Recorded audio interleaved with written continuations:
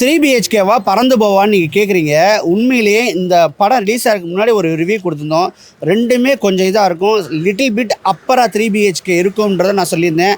ஏன்னா சிம்பு அந்த சித்தார்த்தை கட்டி பிடிச்சிட்டு இப்படி ஒரு பெர்ஃபார்மன்ஸை நான் பார்த்தல ப்ரோ, அப்படி பண்ணீங்கன்னு சொல்லிட்டு கட்டி பிடிச்சதாக இருக்கட்டும், அதுக்கு நடந்த ப்ரொமோவாக இருக்கட்டும், பார்த்தீங்கன்னா எல்லாமே பார்த்தா 3 பிஹெச்கே சாதகமாக இருந்துச்சு.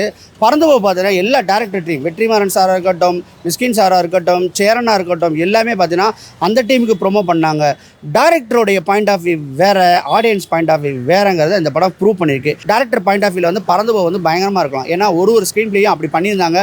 சினிமோட்டோகிராஃபிலேருந்து எல்லாமே பார்த்தீங்கன்னா அமர்க்கலமாக பண்ணியிருந்தாங்க. ஆனால் 3 பிஹெச்கே ஒரு ஆடியன்ஸுக்கு கனெக்ட் பண்ணுற மாதிரி சீனாக பண்ணியிருந்தாங்க.